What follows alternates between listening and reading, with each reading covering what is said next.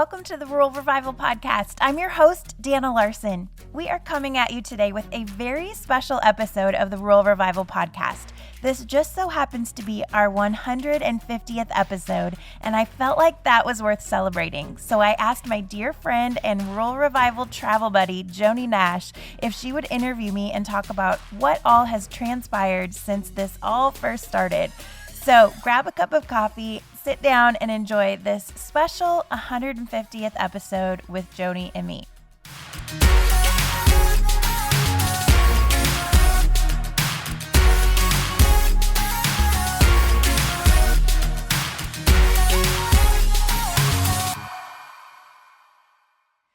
We are here today with Danna Larson, the beauty, the brains, the genius, the visionary behind Rural Revival.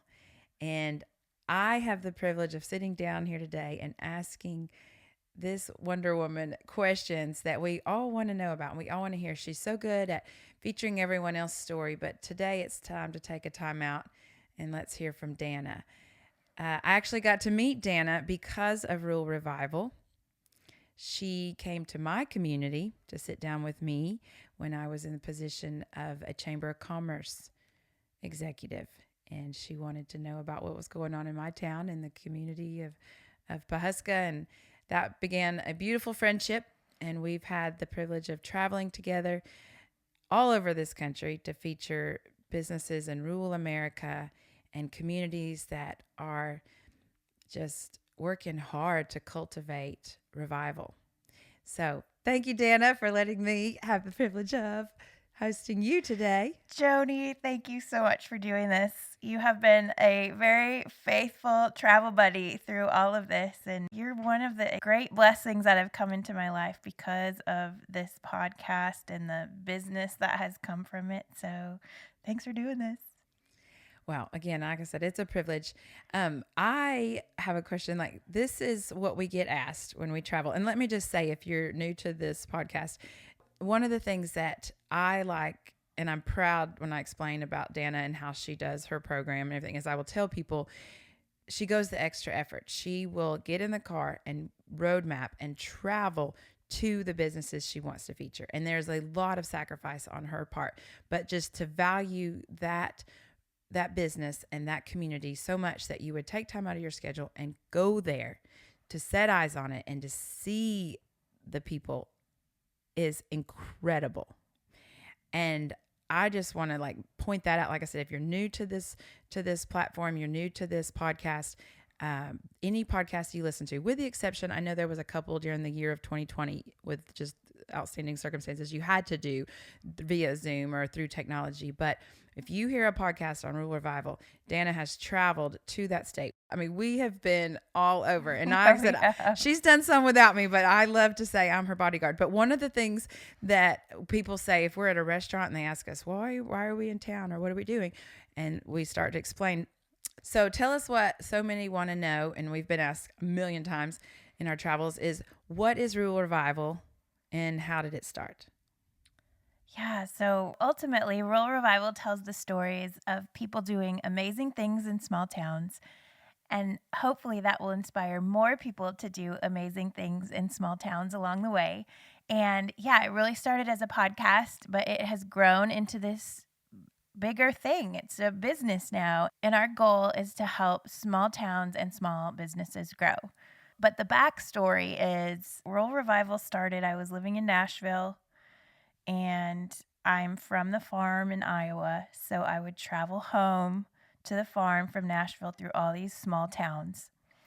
And I saw so many of them looking in decline, and it made me sad because I loved the way that I grew up in a small town, in a farming community, and I knew that was a special way of life, and it just made me sad to see that happening. And so I started to think man, what can we do to help revive our small towns? And I realized I started to have friends who were moving back to their hometowns and opening these great businesses, and they were making a living from it. And these are people who could go anywhere in the world and open businesses, and they were choosing their small towns. And so one night, I was home for Christmas break. My friends were playing a show at this little small town depot, and we're sitting around, and I'm like, people need to know a place like this is possible in a small town. Shout out to Jeremy Mahler for opening the 1914 in Minburn, Iowa. That's one of our past episodes.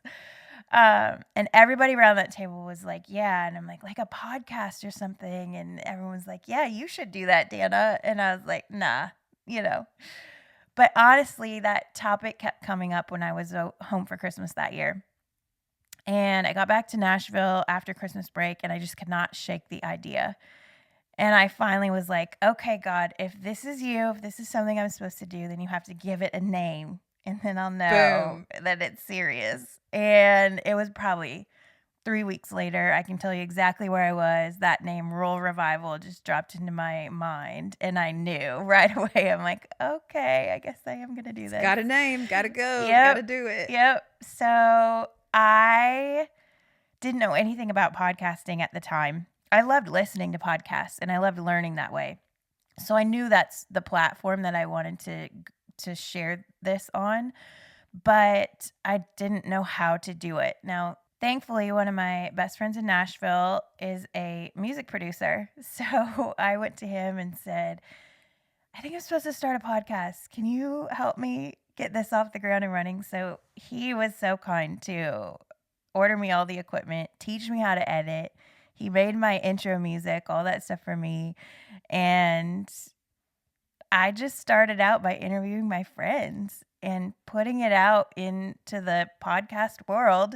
And I really didn't have any expectations. I really just was putting them out because I felt very strongly this was something I was supposed to do. So I put them out, didn't have any expectation, didn't know if anyone was going to listen. And within a couple weeks, I had people start contacting me that I didn't know from other states. And I honestly, to this day, don't know how they found me, but they must have just been searching for that topic on podcast platforms. And so they were asking me, how can you help my business? How can you help my small town? And I'll be honest, my answer at first was like, let me get back to you, because I wasn't expecting that. I just was putting a podcast out. So I took a couple months to really listen to what they were asking for. And my background is in marketing and public relations, advertising, communication, all that kind of stuff. And so I really started thinking, how can I take my skill set that I've developed over my career and put that towards helping this audience, this new audience that is building through this podcast. And so that's kind of what I did. I just started listening to my audience and providing resources that would help them. My biggest thing is like, if I'm going to provide something, I want it to be of great value. And so I started creating resources that had value that would really help people. And that's how it started becoming more than just a podcast. It started developing into a business. Well, and one of the things that you are, you didn't mention, but one big skill that you have in your tool set is that you are a strategist, and you're able to sit down with businesses and towns and develop strategy and help them get from point A to point B. So it's cool to watch in the last several years now how you have educated yourself in this area, been all over this country and seen how things are working and what's not working, and you've been able to take your skill as a strategist and turn into a consultant, for communities, for businesses, for individuals. So as you have grown this business, just touch on a couple of those things that you have seen develop from you helping other people with their strategy as well as growing your business. Yeah, so it's been very organic. One of the first things I started doing was I realized there was a need for community. So I started hosting a few events here and there where we could get together and learn, but also build relationships with other people from different parts of the country who were trying to start a business in a small town, trying to revive their communities. We all, kind of have the same mission, even though we're very spread out. And so oftentimes you can feel very alone in doing that. And I wanted to provide a place where people felt like they had a community and there were other people who understood what they were trying to do. And so that was really the first thing.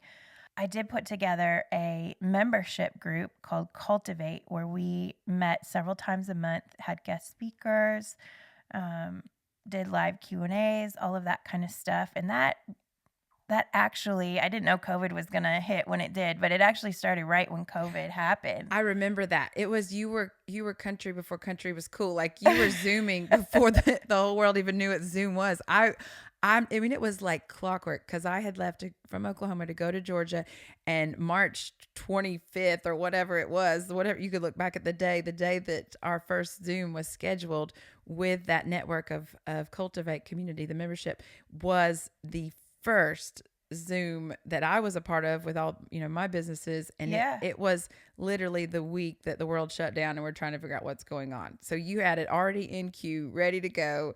That to me, I was like, wow, how'd she do this? Yeah, So, who knew? Who knew? Yeah, it was pretty cool. Yeah. So we did that for a couple years, and like everything, sometimes a season ends. And so we're not currently doing that, but I'm looking at ways to bring that back, maybe in a little different form. So if that's something you're interested in, shoot me a message. I'd love to know what would be most valuable to you in that kind of a platform.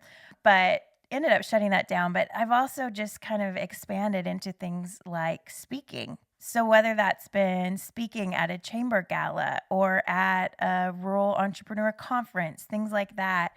Also coming in and doing strategic planning with small towns to kind of help them create a path for success.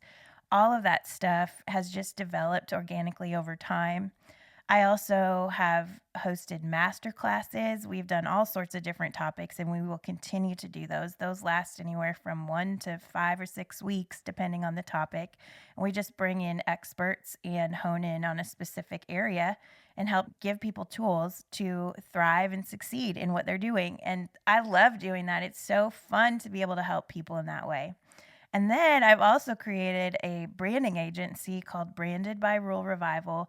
It has always been a dream of mine, given my background in my career, to have a marketing agency that was based out of rural America.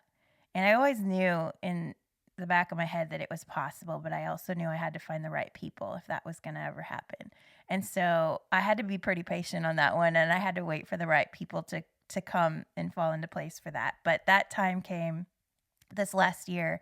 And so we launched Branded by Rural Revival. Right now we're focused on websites and social media for small businesses in small towns. And so that has been a lot of fun getting that up and running and off the ground. And like I said, that was a dream in my heart for years. I didn't know if it was possible, but we're doing it and it's great. And we're helping a lot of people along the way. And now we're going to be expanding into podcast support and editing. So stay tuned for that. That's coming soon.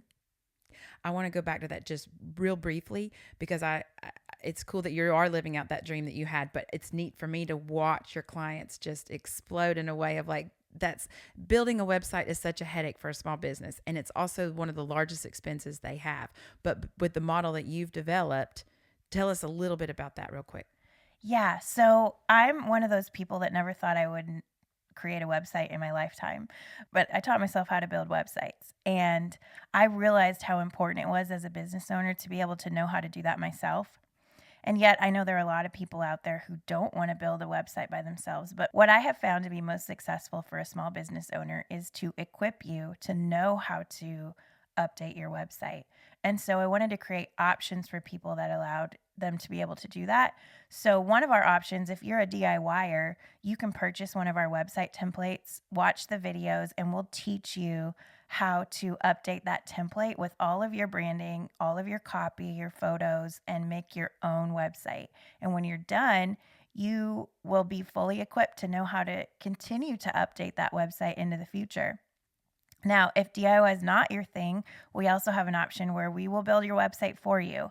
And we have this really great process that we've developed to understand your needs, your look and feel, and to put that all into your website. And then once the website's finished, we will send you videos going through each page and showing you how to update it so that, again, you're equipped to take that website and run with it and not have to continue to pay someone to update it, continue to wait on somebody to get to update it, but you have that tool in your hand to just do it whenever you need to, which I think is so important as a small business owner. Yes, because being a small business owner, you don't have time to be your IT department all the time too. Right.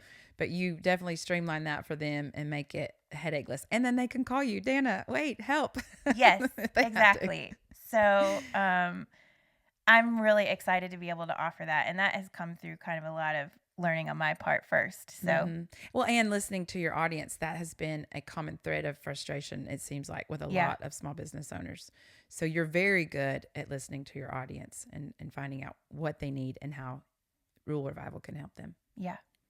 So, Danna, from the inception of Rural Revival in 2018, 18, yeah. 2018, because you were probably 6 months in when you and I met. Yep. And from there, it has just, like we've just briefly talked on, it has evolved, it has grown. One of my most favorite things is the community that you have built. You have connected people in small towns from Alabama to Washington to Michigan to Florida, and I've watched these people become friends and communicate. And that's probably one of my favorite parts of Rural Revival is the community that you have built. Right now, you're up to how many podcasts that you have published? This is 150. That's a benchmark. Yes. Congratulations. Yes. 150. And again, I will state, those were not done via Zoom, with the exception of a small handful. But you have been all over this country. So I applaud you in that. I know I keep going back to that, but I just applaud you. So what inspires you? Like I said, you've built this community, but you're passionate about this. What inspires you to keep going? Well, I'm a 5th-generation farm kid, and that love for the land is in my blood. It's in my bones. And I really, truly believe if you love the land, you have to love the community that's built around it. So to me, small town America, reviving our towns, bringing these business opportunities to these communities, this is my version of the American dream. To me, that's what America's about, the land of opportunity. Rural America has always been the frontier in our nation's history. And to me, and I think for a lot of you who listen to the podcast, it still is. So we have to take advantage of the opportunity that we have right in front of us. These empty main streets and these buildings, these cool historic buildings, are just waiting for somebody to come into those buildings and open up shop. So as an entrepreneur, I can't think of a better place to start a business than rural America. Amen, girl. It's so good. Like I said, and when you go into these places, after we leave, after you have met with the businesses or the town leadership, because that's how you and I was in civic leadership when you and I met. I felt it first person, but now I watch you when we go into these places. When you leave, you have inspired that person, because a lot of times when you're in your business and you're pulling the cart, and like you said earlier, sometimes you feel so alone and you're the only one, your inspiration to breathe life into these businesses, into these communities is contagious. So Rural Revival has become exactly that. It started with you as a visionary, but it has become a revival. And when you go into these places, you ignite that revival. And I just have to say that to the listeners, especially the ones that are new. If you've been following this platform for a while, that is not news to you. But if you're new, I want you to know that, because it's so important and you live it out. So your inspiration that you see is contagious with Danna. Well, thank you, Joni. It's an honor to me to get to go into these communities and to meet people and just be a cheerleader for them. Because like I said before, I think it's easy to feel alone when you're in a small town and you might be the only one doing this. You might be just one of a handful of people doing it. And I want you to know that what you're doing matters, that it is making an impact even if you don't see it. And so for me and you even, we come into these communities as outsiders and we get to see what they're doing from a different perspective, and we get to see how cool it is. And I think sometimes it's maybe even just reminding people, like, what you're doing is really awesome. You really are making a difference, because it can be easy when you're in the thick of it to forget that. So it really is truly an honor to be able to pour into people and into communities like that. And when you show up, you've got this girl from Oklahoma, this girl from Iowa. Yeah. We've driven all the way to Montana to sit down with them at their kitchen table sometimes. Yep.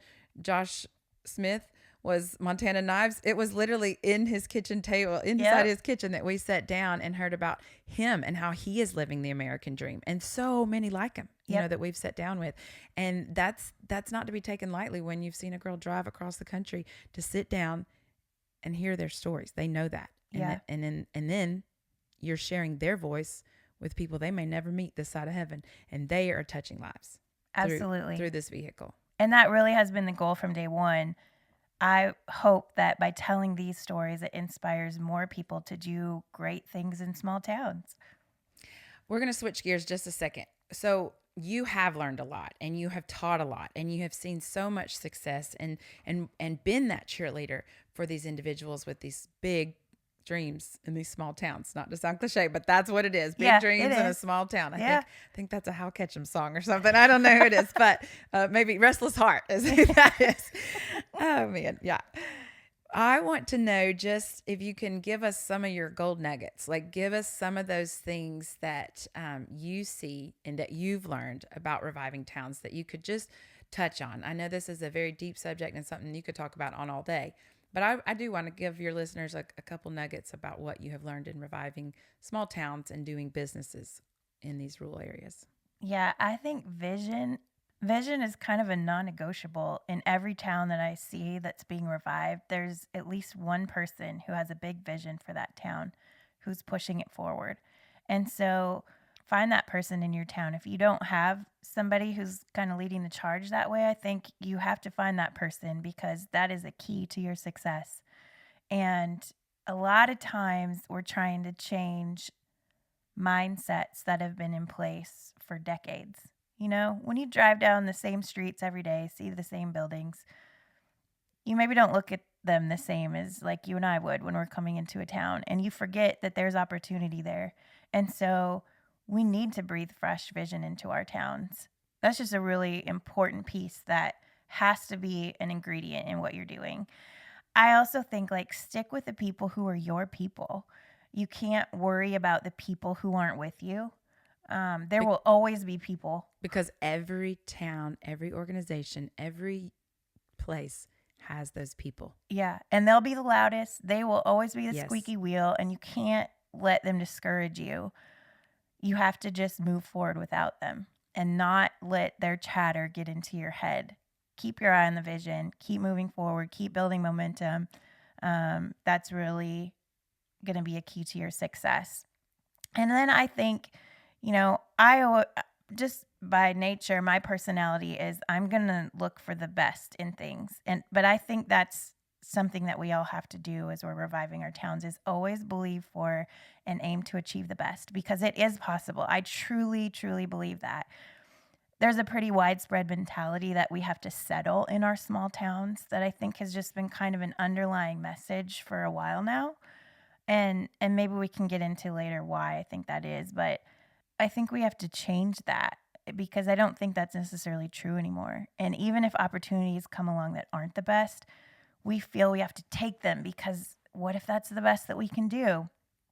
I've seen things that would absolutely blow your mind when people refuse to settle for less than the best. And this podcast is full of stories of those exact examples. Testimony. And I think when you aim for the best and you have the right motives about that, there's always a way to make it happen. It might not be quick, it might not be overnight, but keep going, because there's always a way to make it happen. I truly believe that. It may not come as quick as you'd like it to be. Yeah. We make those plans, like communities will set out and do the 5-year plans, the 10 years plans. The businesses make a 5-year plan, 10-year plan. Sometimes our timelines are blown out of the water. And we're like, oh, that happened a lot quicker than I thought. Awesome. But there are times that you have to keep pulling that wagon. But I think you hit the nail on the head when you said, find your people and stick with them. Yeah. And learn to tune out the naysayers. Yeah.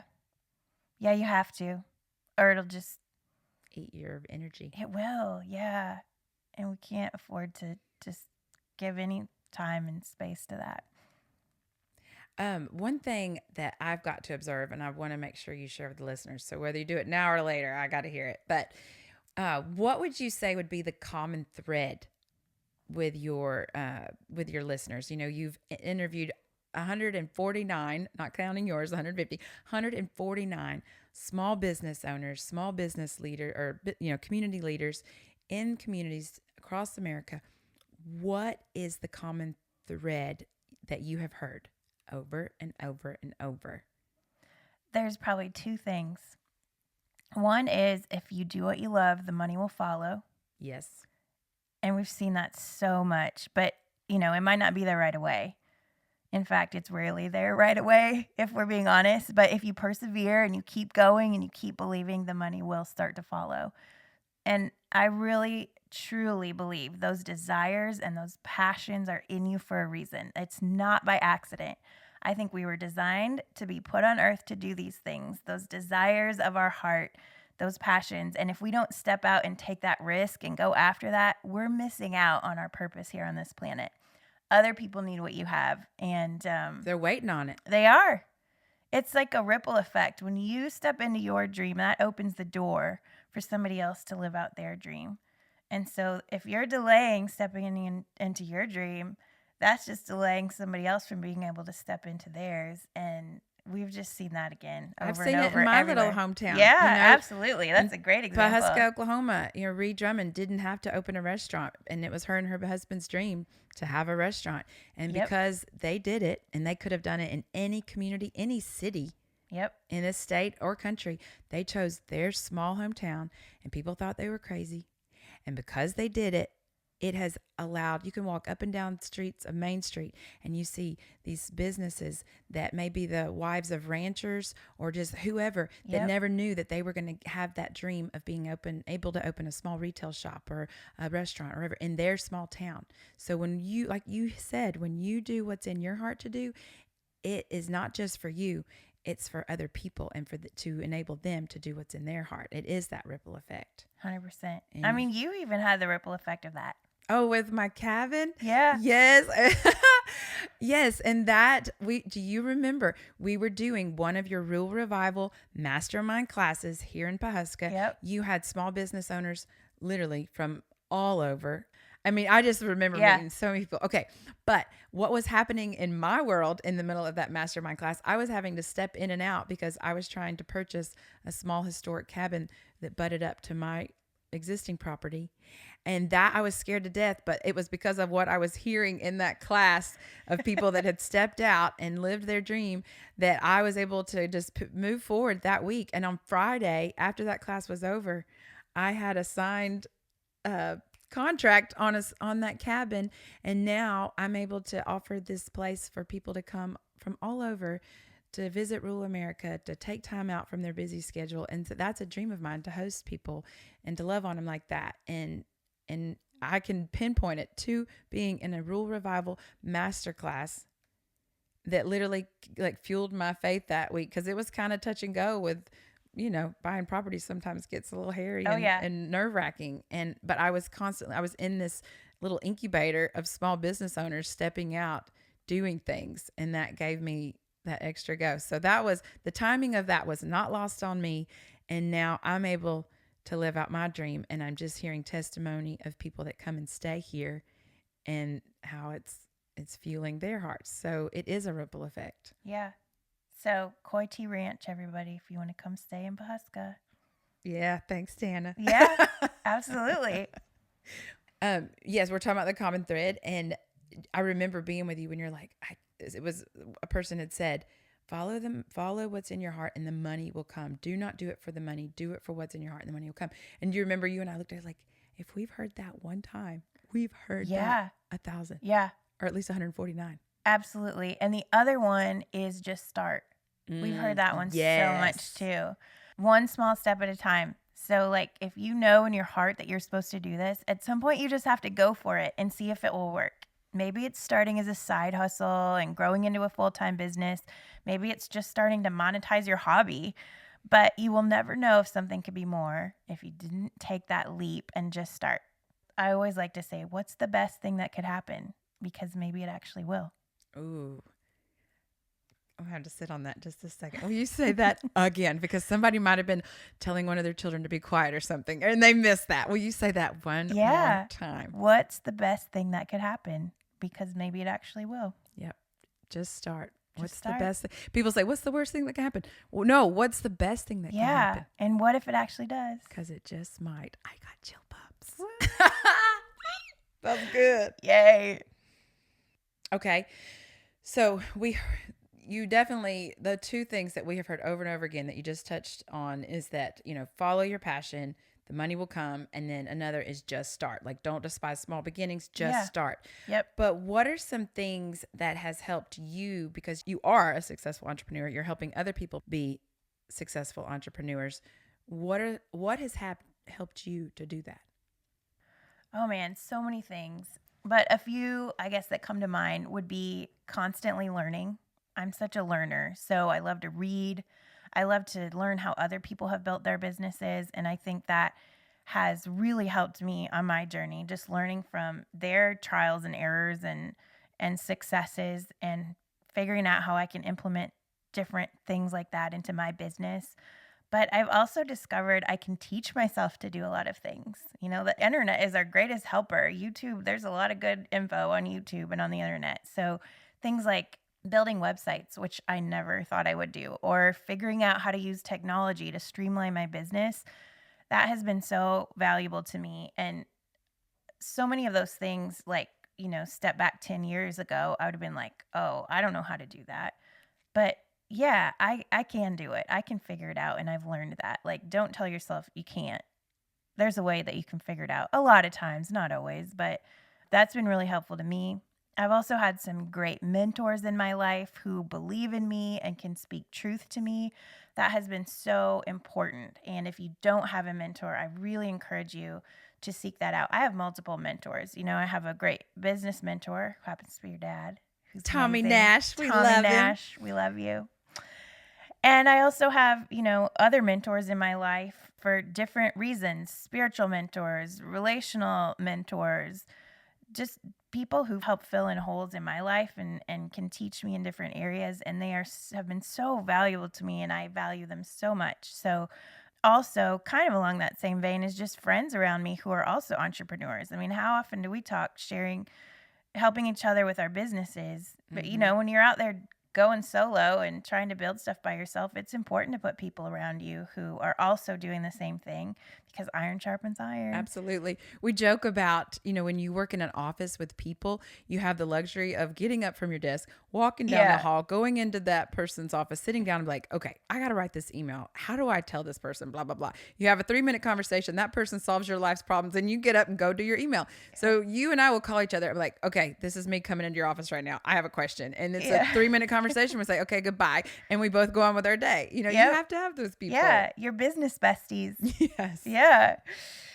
And one other thing I'll say is I think always being able to try new things, being willing to try new things. I always say I'll try anything once, and I've done that over and over.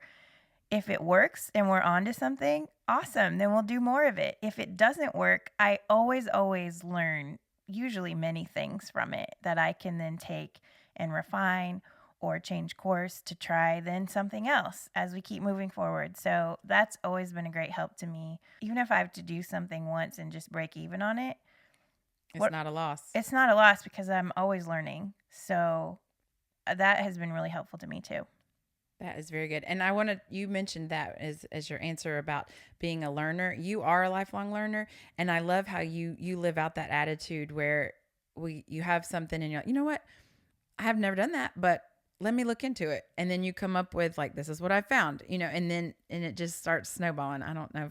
I don't know. What I'm trying to say is that I've watched you live this out so much where you hit a block where you're like, wait a minute, I don't know how to do this. This is new territory for me. And you just immediately start educating yourself. And I think as an entrepreneur, I would say that's a key, a huge key, just Absolutely. like you pointed out.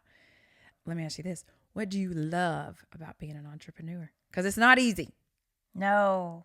And people think you're crazy. Yeah, you got to be a risk taker, man. I think the biggest thing to me is I get to bet on myself. You have to. You have to. You have to believe in yourself that you can do this, because you can. And everyone who's been on this podcast is proof of that. When we're working for other people, we're basically spending all of our time and energy betting on someone else. Mm. And so when we step into being an entrepreneur, being, business owners, we get to bet on ourselves. I spent years in corporate America, and I came to that office every day working on somebody else's dream. And there are some people that they're perfectly satisfied doing that, and that's great because we need them to do that.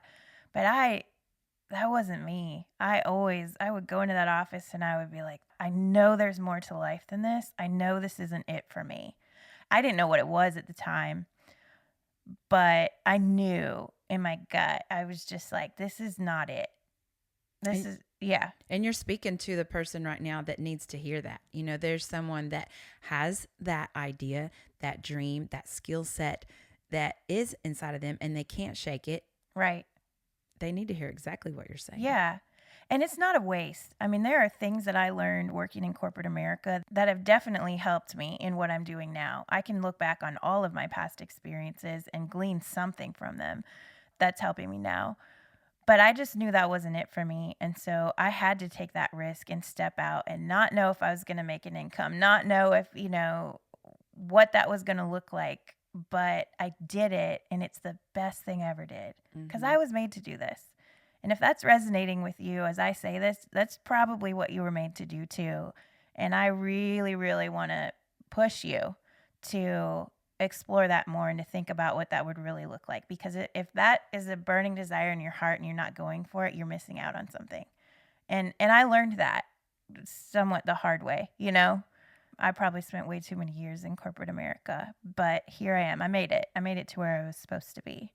And I'm so glad I did. And timing is everything. And Yeah. like you said, those seasons where you were doing not what you wanted to do, but what you were doing at the time, none of that time was in vain. It was not wasted. But I will say, Danna, I've witnessed this in traveling with you to do your interviews. I have heard and observed more than once where your interview people will say, if you say, what do you regret? And they'll say that I did not step out sooner. Yeah. And times have changed too. Like when I graduated college, my degree was in public relations. At the time, that was 100% a city job. You really couldn't find a public relations job outside of a city. But now, and that is one positive that has come from COVID, is we can do our jobs from most anywhere, a lot of jobs. And so now a public relations degree can work from any rural community. I believe it's possible. So as long as you have internet. As long as you have internet, yeah. So I think we're living in a cool time to explore the possibilities of the jobs and the careers that we can have in rural America.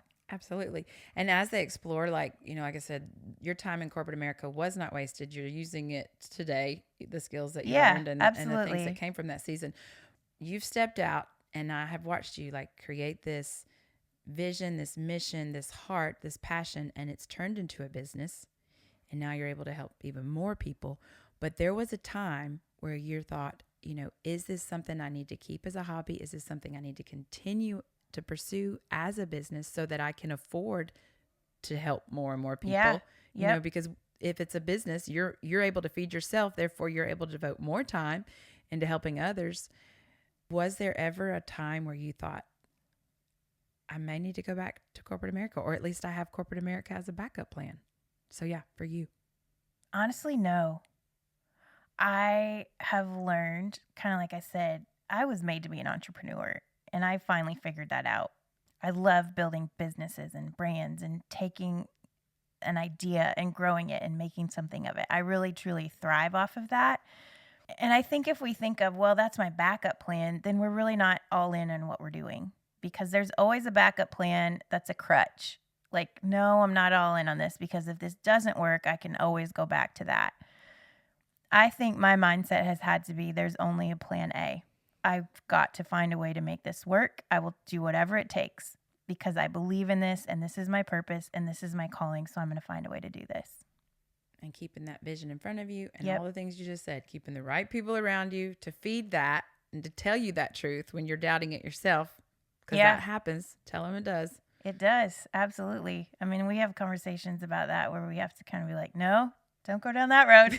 Yeah, you might be going down that road, but I'm not going with you. Yeah. Yeah, I'm bringing you back. Yep. Yeah, you're not going there either. So we've talked about Danna that travels the country, going into these small towns all over, from shore to shore, all these states. Uh, Tell us about Danna when she's, a lot of times I know you're in Nashville working with some clients there and things. When you're back in Iowa, which is a large part of your time now, Yeah. and on your family farm, Yeah. tell us about Odie. Yeah, Odie. So I'm just going to kind of give a little background. When I started this, I was living in Nashville. I ended up moving back to my hometown in the middle of all of this, actually, thanks to COVID. That was kind of what pushed me to go back there, and I'm so grateful it did. I had always thought, man, I would love to someday be able to move back to my hometown, but I didn't know if it was possible. And when COVID happened, I had actually put all of my stuff into storage. I was going to travel full time. And so I let my apartment go in Nashville. And then a week later, the country shut down because of COVID. So I went to the farm because I felt like that my whole family's there and what a great place to quarantine. And honestly, it ended up giving me like a test run of what it would be like to move back there and live there. And I decided I really loved being back there. And so I decided to make that my home base. And that was a long off dream of mine that I didn't know if it would ever actually happen. And so I'm so grateful that it did. But now that I'm back, and I've been doing this stuff with a lot of other towns, I actually get to do it in my community too. And so we have established a community foundation to raise funds to help save our main street. And we have a main street that looks like a lot of your main streets. We have a lot of empty buildings. We have a lot of empty spaces where cool old buildings were torn down. But we realize the value in what we have left there, and we want to see our town thrive again, especially our main street. We know that's a key to our future.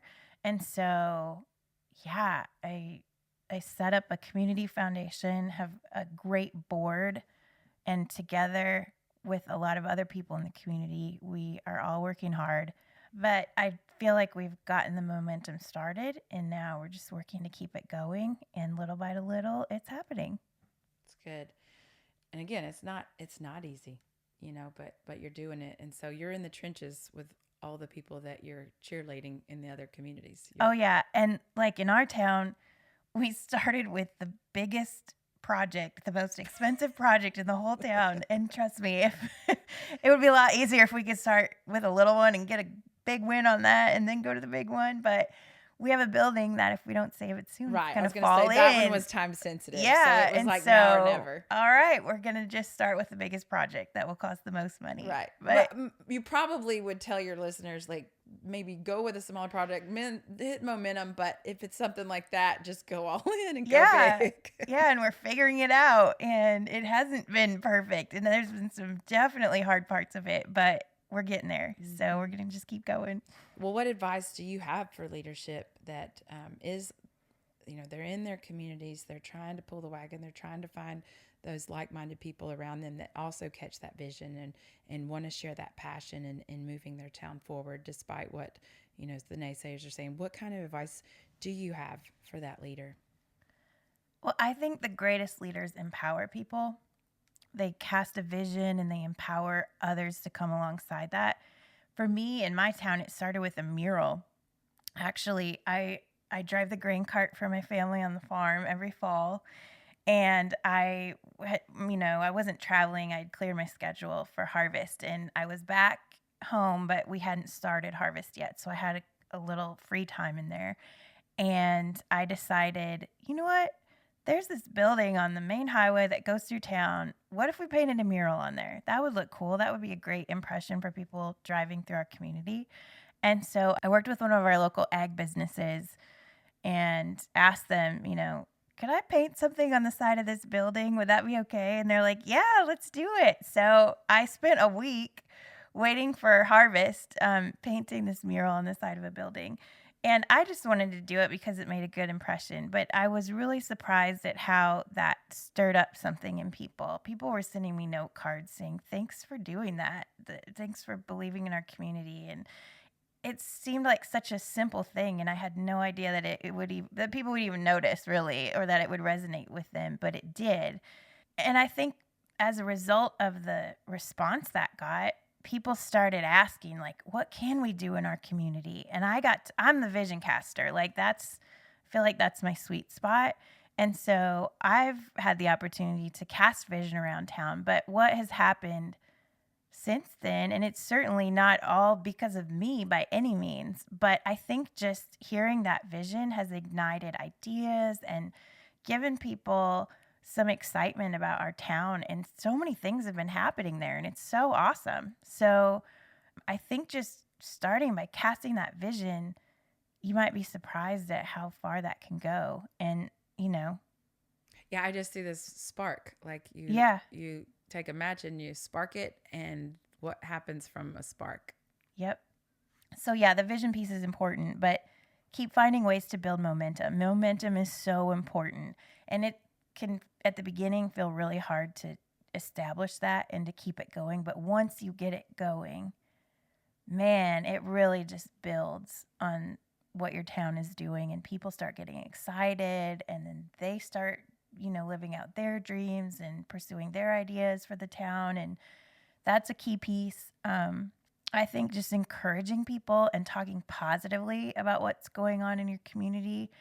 Be a cheerleader for people. It's easy to talk negative about stuff. I mean, we can all pick apart things that are not right in our town, but sometimes the harder thing to do is to find the positive.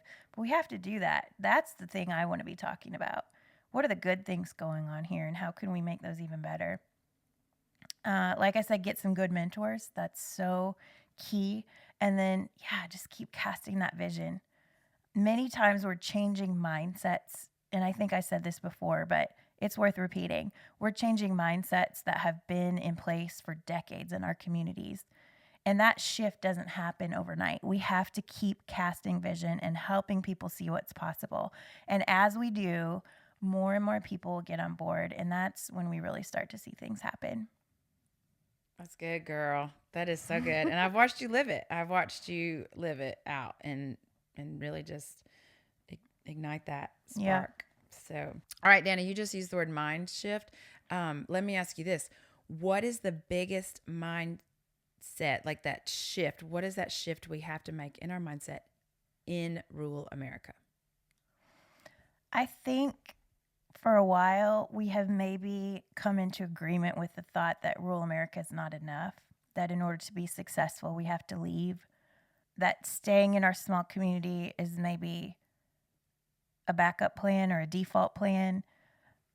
I think it honestly, this is just my take, but I think it stems back to the farm crisis. You know, that was a really hard time for rural America in the 80s. And a lot of people lost a lot. And so, unfortunately, a lot of people did have to leave rural America to be successful. And I think we're still seeing the impact of that, honestly. I don't even know if we realize it.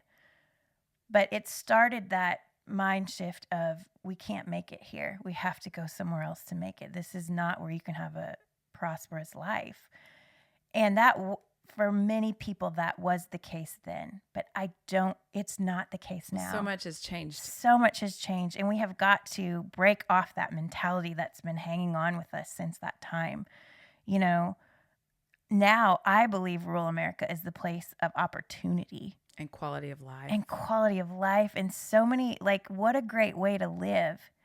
I do think we have a responsibility in our communities to find out what is it going to take to make it possible for people to stay here. We have to, I started a program called Raise to Stay, kind of around this very topic, but it's about finding out what our high schoolers want. Do they want to stay here? Do we have jobs for them to actually have a career with and to be able to sustain a family long term? That kind of all started when I was at an event and I was like a table leader, and I can't remember the exact event, but it was a bunch of high school girls, and they rotated tables and we got to ask them quite a set of questions. And so throughout the course of the day, I probably had 100 different girls visit my table. And the first set of girls, I happened to ask the question, how many of you want to stay in your small town after you graduate, if it's possible? And they all wanted to. And I was so surprised by that. Mm-hmm. So I made it a point then for every group that followed after that to ask that same question. And out of those roughly 100 girls, only 1 or 2 of them said they didn't want to. And that lit a fire in me because I was like, I knew it. I knew they wanted to stay. I knew it. But we have to make it possible for them to stay. And I think the opportunity to do that is greater now than ever before. So let's find out what those high schoolers want. What careers are they going into? How can we create jobs for them in our towns? How can we make it possible for them to make a good living and raise a family there? And, I think of when I graduated high school, the night of our graduation, we all sat around a campfire by a pond. It was probably the only time our whole class hung out together completely. But everybody was there. And I remember how sad everybody was because most of us had to move away. And I think times are different now. But at that time, unless you had a career that was somewhat related to agriculture, you had to go away to get a job. And everybody was so sad because they wanted to stay. And that has stuck with me all these years. I've never forgot that. I still get teared up about it when I think about it. We have the opportunity to make that possible for this next generation. And I think we just have to go after it. It's good. Yeah. You're doing it, Danna. You're leading the charge with Rural Revival, and there is an army of people, a community, a network that is behind you and just singing your praises for casting this vision and for speaking life into so many people, into so many businesses, into so many small towns. So I just, on behalf of those people, because I'm one of them, I just want to say thank you. And I just want you to keep on because we need people like you, Danna. Well, thank you. And thank you, Joni, for going to so many of these places with me and being willing to just come alongside. It's been awesome. It's been so much fun. And so many people have just believed in this vision and come alongside. And I've gained so many wonderful friends and connections throughout the country because of it. And so thanks to all of our listeners. You guys, you're the reason that I'm doing all of this. And I'm so grateful for you. Danna, you're going to hate me for asking this, and you didn't even know I was going to. How many listeners have you had in the 150 episodes since day one? Well, we've had over 1.5 million downloads. So that to me, I don't like saying that. I know you don't. don't. I don't get into the numbers. I know you don't. Really. You never even look. I usually have to make you every 8 months. I'm like, where are you at now? And the reason I bring that up, I know, like I said, I know you're looking at me like that was not on my list of stuff to talk about. But I am saying this to your listeners because that is a piece of information that shows that people are hungry for this. Absolutely. That people long for the values, the lifestyle, the quality of life that is found in rural America, and the fact that you have 1.5 million downloads for something that you consider a niche. Yeah. It's not the niche that we assume it is. People are hungry for life in rural America. Yeah. And I think that has been one of the biggest surprises of this whole thing to me is just how many people care about that and how many people that matters to. So yeah, thanks everybody for being along for the ride. Yep.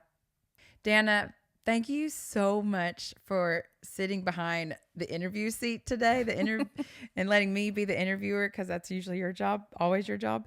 But I am so glad that we got to hear from you and hear your heart and hear your experiences and hear just who makes Danna Danna and where Rural Revival came from and where it's going. So thank you for sitting in the hot seat today and doing all of that. So, Danna, is there anything that we didn't talk about? Is there any last thoughts that you would like to share with listeners? I would just say, this whole Rural Revival thing has grown organically, and it will continue to. And so I love hearing about what you need in your community, in your business, and how I can help you. So don't be shy. I love hearing your stories. Please reach out, introduce yourself, tell me what you're doing in your small town, and let me know how I can help you, because that really is my heart. That it is, and that is very evident. So thank you, Danna, so much. Thanks, Joni. You're welcome.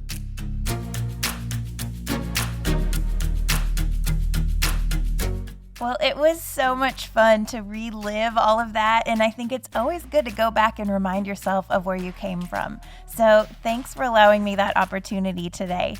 Whether you're a new listener or one who has been with me from the very beginning, I just want to thank you for being part of this community. It is you all who inspire me every day. So keep doing what you're doing, keep living out your dreams, and remember, what's the best that could happen?